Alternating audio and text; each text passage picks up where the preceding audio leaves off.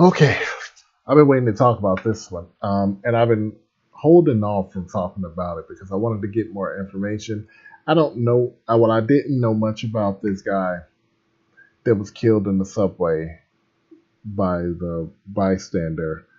Um, this happened in New York. I don't live in New York. I'm in Chicago. Um, so I waited to basically talk about it till I got more info on it to know more about the situation because the first time I heard it, it sounded pretty much like, um, you know, the typical situation on the subway. Chicago is no different from New York with a lot of the subway performers. You have a lot of vagrants, homeless people, really mentally unstable, mentally ill people that reside in the subway system, and a lot of them harass, assault the passengers on a daily basis. This is nothing new.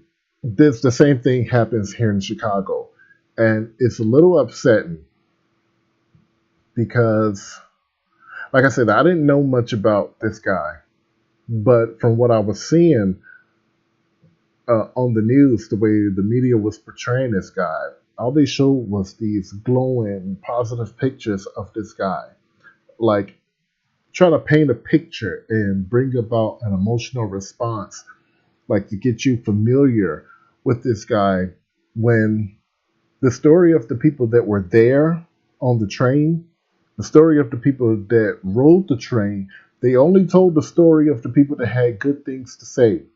They're not sharing the accounts of the people that had bad things to say about this guy. And there are tons of people that had bad things to say about him. There was tons of people that have been assaulted by this guy.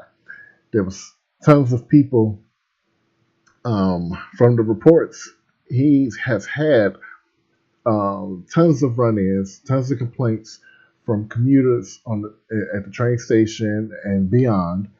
And it seemed like this day, from what I hear of the of reports, witness reports, and official reports, this guy was a troubled individual. And that day that he was killed, he was acting very erratic. He was acting in a very unpredictable, threatening manner. He was harassing people on the train, threatening um, and screaming. He didn't only scream that he was hungry, he screamed that he didn't care anymore and he was ready to die. Now, hearing somebody say those things bring a couple things to my mind. You're in a public setting, you're on a subway train, and somebody says they're ready to die in the city of New York, and they acted erratic, crazy, ripped their shirt off. They had already been getting in the face of other passengers, harassing them, and they're screaming, they're ready to die. What do you think the mindset of that person is? And what do you think is going to happen? What do you think that they're going to do following saying that they're ready to die? Before I answer that, ponder on that while I play this video. 7 Eyewitness News. You've got several officers taking down several gentlemen here. Now at 11, chaos underground in New York City.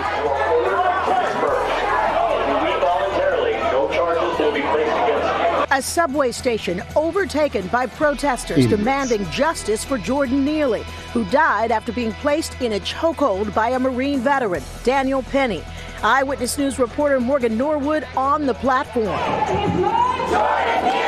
The group first marched through the streets of Midtown as reaction to Neely's death continues to intensify. We're retarded. Black people retarded as hell. And I say that as a black person. I'm not including me in that in this foolery and clown business because it is so stupid. It makes us look stupid, one. But it's stupid because we can clearly know what's going on and we'll act like we don't know what the hell's going on. We'll act like this person was completely innocent, knowing good and damn well we see this crap on a daily basis. We could have been the victims of this person's harassment, assaults, and we'll still act like that person was the best person in the world. He didn't hurt nobody. He didn't harm nobody. Listen, just as I was getting ready to explain, when a person says they're ready to die, they're acting erratic. That is a huge red flag. Let me paint a picture for you. Let's say nobody did anything. And let's say that white Marine didn't bring down and subdue this Neely character, and he had a weapon on him, and he shot up the whole train and killed himself. Then what? We would have been saying, why didn't nobody stop him? You seen he was acting erratic. That's the problem. We don't have enough people to step up and do anything, which I think is the case. We don't have enough people that have enough balls to stand up and do anything.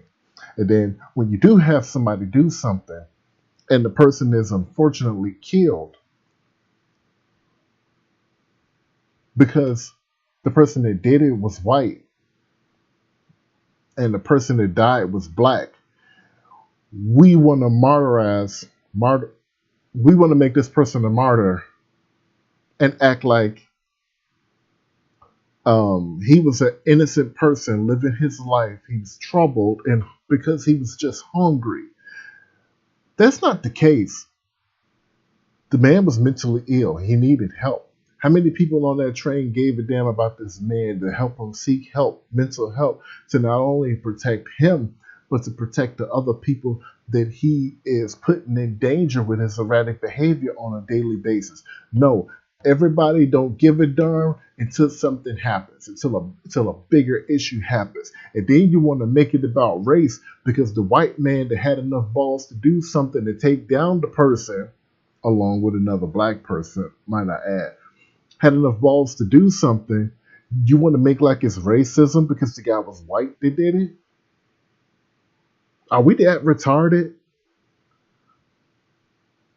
We literally just made another George Floyd situation.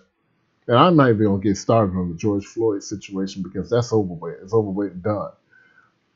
But speaking on this one, we are flipping retarded to make like this man should be made a martyr, should be held up in some positive light when that's not the life he was living. I don't care what good he did and how he made you feel entertainment. But if this man is harassing passengers, he's assaulted people, he has an attempted child abduction in his record from, I believe, the subway. All of these things trail of background of harassing, assaulting, all of this stuff. And we're trying to portray him as some innocent character. So what would you have people to do? Wait for something to happen? He's shown and exhibited every red flag. So what do? Wait for something to happen? All these people are protesting, which I think is stupidly. I think they don't give a darn either. These activists just wait for a situation to get out and protest and loot. They wait for an excuse. It don't matter where it come from. They'll use whatever they're given. Quite frankly, I'm tired. It's ridiculous. This guy, I feel sorry because I don't celebrate anybody's death, but when it comes to his over the life of the people on that train, I have no idea what he had in mind to do, what he would have done if he wasn't stopped. So I feel that while I don't celebrate anybody's death, at the same time, I feel like the situation called for somebody to act. People did act, and unfortunately, he died as a result. That's all I have to say about it. If you liked the video, hit the like button. If you didn't like it, you know where the thumbs down button is. You can hit that one too. If you like it even more, like the content, subscribe, share, hit the bell for notifications. I upload as much as possible. So yeah, thank you for watching. Peace.